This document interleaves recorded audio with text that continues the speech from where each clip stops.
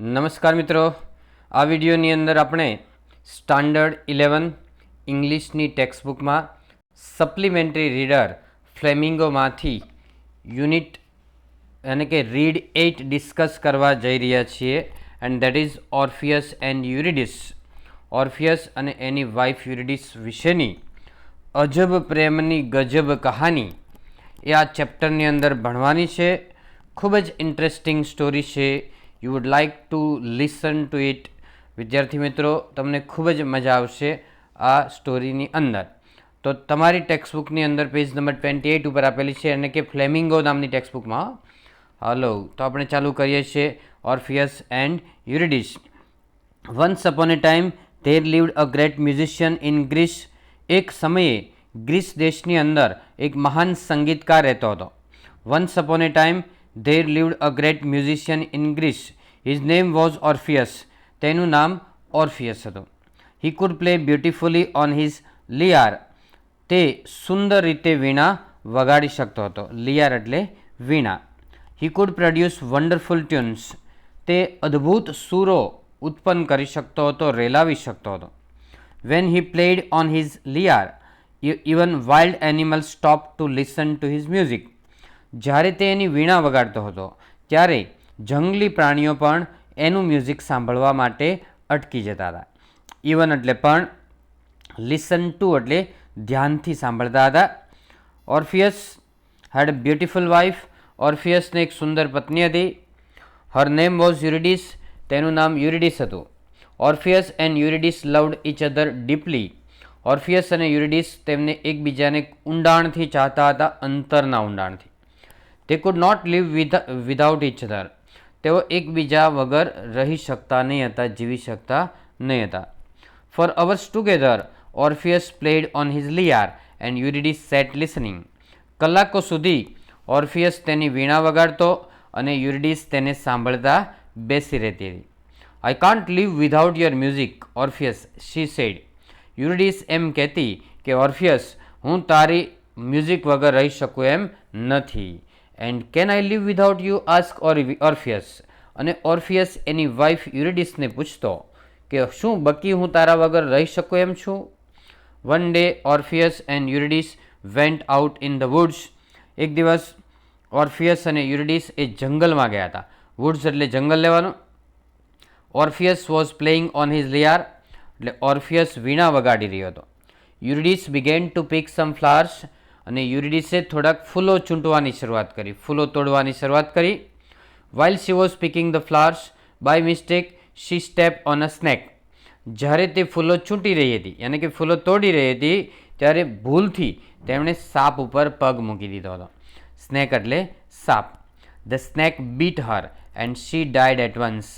સાપ તેને કરડી ગયો અને તે તરત જ મૃત્યુ પામી હતી. બાઇટનું ભૂતકાળ છે bit. When Orpheus saw her dead, he was full of grief. જ્યારે ઓર્ફિયસે તેને મૃત જોઈ ત્યારે તે દુઃખથી ભરાઈ ગયો હતો. ગ્રીફ એટલે દુઃખ થાય. His life change completely. એનું જીવન એકદમ બદલાઈ ગયું હતું. He could not play on his lyre. તે એની વીણા વગાડી શકતો નહીં હતો. હી કુડ નોટ સિંગ એટલે તે ગાઈ શકતો નહીં હતો. He was very sad. તે ખૂબ જ ઉદાસ બની ગયો હતો. He could not bear to live without Eurydice. તે યુરિડિસ વગર જીવવું સહન કરી શકે એમ નહોતો. બેર એટલે સહન કરવું થાય, બેર એટલે જન્મ લેવો થાય અને બેર એટલે રીંછ પણ થાય. He said to his friends, I can't live without Eurydice. તેણે તેના મિત્રોને કહ્યું કે હું યુરિડિસ વગર જીવી શકું તેમ નથી. I will go to the land of the dead and bring her back. હું મૃત્યુલોકમાં જઈશ અને તેને પાછી લઈ આવીશ. You should be patient, Orpheus, the friend said. મિત્રોએ કીધું કે ઓર્ફિયસ, તારે ધીરજ ધરવી જોઈએ. પેશન્ટ એટલે ધીરજ લેવાનું છે. You should be patient, Orpheus, said the friends. મિત્રોએ કહ્યું કે ઓર્ફિયસ, તારે ધીરજ ધરવી જોઈએ.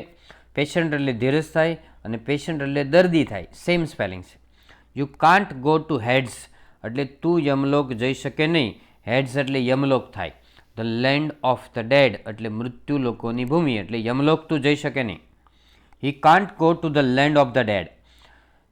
તું મૃત્યુલોકની અંદર જઈ શકે નહીં. I can't I will, said Orpheus. શું ન જઈ શકું? હું જઈશ જ, એવું ઓર્ફિયસે કહ્યું. But you have to face many difficulties, પરંતુ તારે ઘણી બધી મુશ્કેલીઓનો સામનો કરવો પડશે. You have to cross thick forest and deep reverse, તારે ગાઢ જંગલો અને ઊંડી નદીઓ પસાર કરવી પડશે. થીક એટલે ગાઢ લેવાનું અને ડીપ રિવર્સ એટલે ઊંડી નદીઓ. You have to bear terrific heat and extreme cold, તારે ભયંકર ગરમી અને અત્યંત ઠંડી સહન કરવી પડશે. બેર એટલે સહન કરવી પડે. You have to face fierce animals, said the friends, મિત્રોએ કહ્યું કે તારે વિકરાળ પ્રાણીઓનો સામનો કરવો પડશે. ફેસ એટલે સામનો કરવો પડે અને ફિયર્સ એટલે ભયંકર થાય, વિકરાળ થાય. And who will accompany you, ask the friends, મિત્રોએ પૂછ્યું કે અને તારી સાથે આવશે કોણ? My lyre, Orpheus replied and set out for the journey to Hades, મારી વીણા મારી સાથે આવશે, એવું ઓર્ફિયસે જવાબ આપ્યો અને તે યમલોકની મુસાફરી કરવા માટે રવાના થયો. સેટ આઉટ એટલે રવાના થવું, સ્ટાર્ટ ફોર પણ કહેવાય. હેડ્સ એટલે યમલોક. He went on and on until he came to the river of death, તેણે ચાલવાનું શરૂ જ રાખ્યું જ્યાં સુધી મૃત્યુલોકની નદી આવી ત્યાં સુધી એણે ચાલવાનું શરૂ રાખ્યું. વેન્ટ ઓન એટલે કન્ટિન્યુ રાખ્યું. At the river there was a boatman, નદી કિનારે એક હોડીવાળો હતો.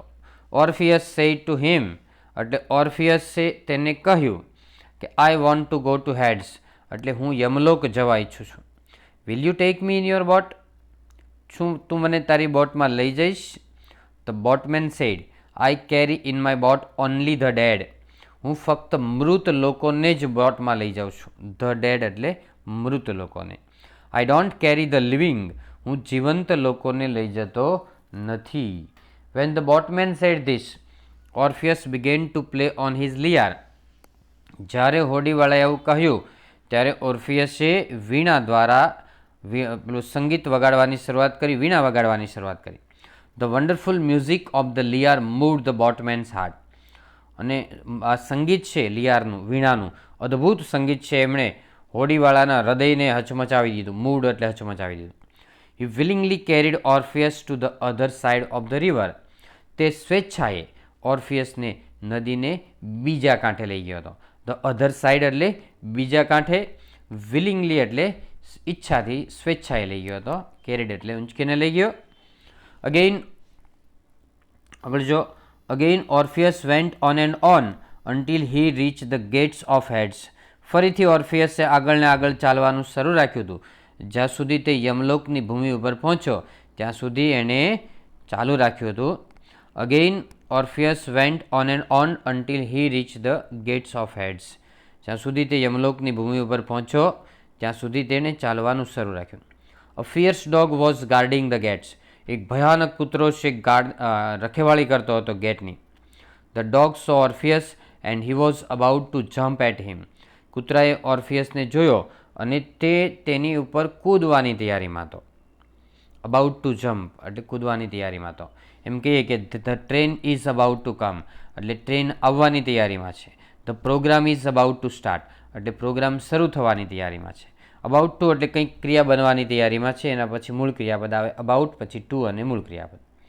Van Orpheus quickly played upon his lyre, જ્યારે ઓર્ફિયસે ઝડપથી વીણા વગાડવાની શરૂઆત કરી ત્યારે કૂતરો છે એ એની ઉપર કૂદવાની તૈયારીમાં હતો.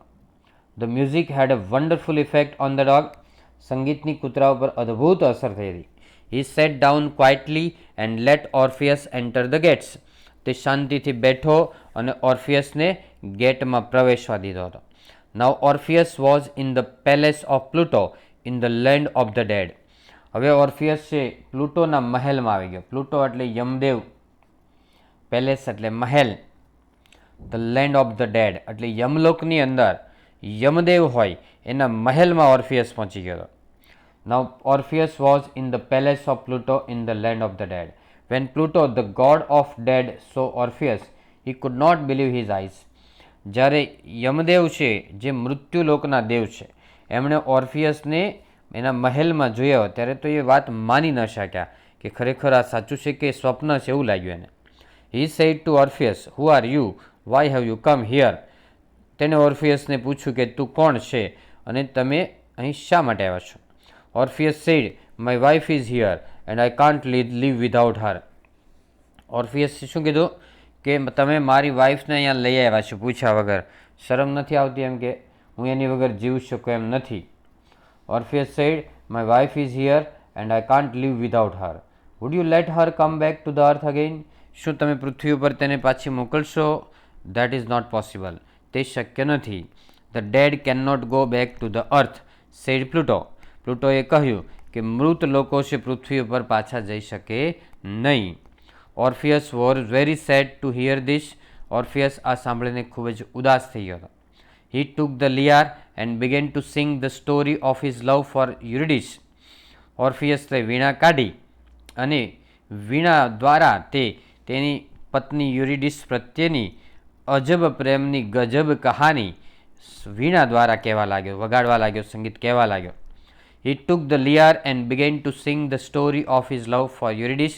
His music was sad and yet sweet. તેનું મ્યુઝિક છે ઉદાસ હતું અને છતાં મધુર હતું. It touched the heart of Pluto. તે પ્લુટોના હૃદયને સ્પર્શી ગયું હતું. He said to Orpheus, all right. તેણે ઓર્ફિયસને કીધું કે બરાબર છે. You can take Eurydice back to the earth. તું યુરિડિસને પૃથ્વી ઉપર પાછી લઈ જઈ શકે છે. But there is one condition. પણ એક શરત છે. Eurydice will follow you. એટલે યુરિડિસ તને અનુસરશે, એટલે તારી પાછળ આવશે. You must not look back. એટલે તારે પાછળ જોવાનું નથી.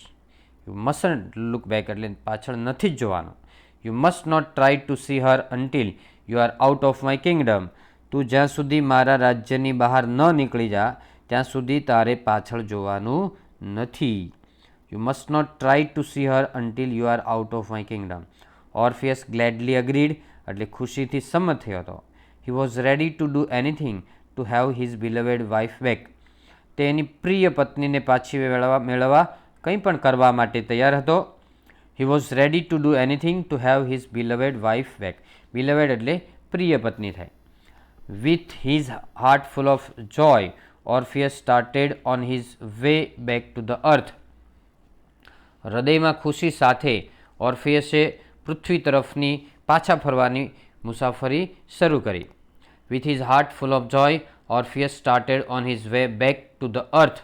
પૃથ્વી તરફ પાછા ફરવાની એમણે શરૂઆત કરી દીધી. He was playing sweet music on the lyre. તે વીણા ઉપર મધુર સંગીત વગાડી રહ્યો હતો. Eurydice was walking at some distance behind him. Eurydice તેની પાછળ થોડા અંતરે ચાલી રહી હતી. બિહાઇન્ડ એટલે પાછળ. Her heart too was full of joy. તેનું હૃદય પણ આનંદથી ભરેલું. Once again she was with her beloved husband.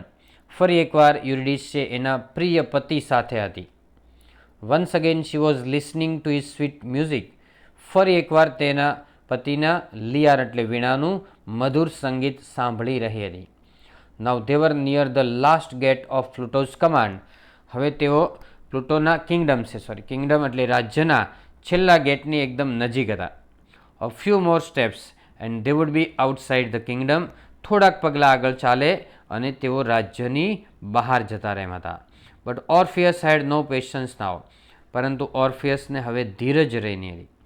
Was Eurydice really coming behind him? શું યુરિડિસ ખરેખર એની પાછળ આવી રહી હતી? Let me have a glimpse of her, he said to himself. મને જરા જોવા દો, નજર કરવા દો. Let me have a glimpse of her, he said to himself. તેણે મનમાં વિચાર્યું કે મને જરા નજર કરવા દો. So he looked back over his shoulders. તેણે ખભા ઉપરથી પાછળ જોયું. There she was sweet and gentle. ત્યાં મધુર અને નમ્ર યુરિડિસ પાછળ ધીમે ધીમે આવી રહી હતી. Coming behind him with a sweet smile on her face. ચહેરા ઉપર મધુર સ્મિત સાથે પાછળ ધીમે ધીમે આવી રહી હતી. But that was only for a moment. પણ એક ક્ષણવાર માટે જ રહી હતી. The next moment sadness covered her face. બીજી ક્ષણે ઉદાસીનતાએ તેના ચહેરાને ઢાંકી દીધું, એટલે કે તેના ચહેરા ઉપર ઉદાસીનતા છવાઈ ગઈ હતી. Her sad eyes were asking him, why did you forget Pluto's command. તેની ઉદાસ આંખો એને પૂછી રહી હતી કે તું શા માટે પ્લુટોનો કમાન્ડ ભૂલી ગયો હતો. એન્ડ સી ડિસઅપિયર્ડ, અને તે અદૃશ્ય થઈ ગઈ. Orpheus was mad with grief, Orpheus એ દુઃખથી પાગલ બની ગયો હતો. Now he could not have Eurydice with him, હવે તેની સાથે યુરિડીસ હતી નહીં. Sadly he return to the earth and lived among birds and trees for the rest of his life. ઉદાસ થઈને તે પૃથ્વી ઉપર પાછો ફર્યો અને બાકીનું જીવન, શેષ જીવન એમણે પંખીઓ અને પ્રાણીઓ વચ્ચે પસાર કર્યું હતું. The rest of his life એટલે બાકીનું જીવન થાય. ધ રેસ્ટ એટલે બાકીનું. ખાલી રેસ્ટ હોય તો આરામ કરવો થાય, પણ ધ રેસ્ટ એટલે બાકીનું. મિત્રો, બધા જ યુનિટ છે તમારા સ્ટાન્ડર્ડ 11થના, બરાબર, જે જરૂરી છે બધા મુકાઈ ગયા છે. એટલે જે બાકી હોય તમે જોઈ લેજો. ગ્રામર છે, રાઇટિંગ છે, ટેક્સ્ટબુક છે, સપ્લિમેન્ટરી રીડર, બધી જ વસ્તુ મુકાઈ ગઈ છે. Okay friends, so that's all. Happy learning, happy sharing. Thank you very much. વિડીયોને લાઇક કરો, શેર કરો અને ચેનલને સબસ્ક્રાઈબ કરો.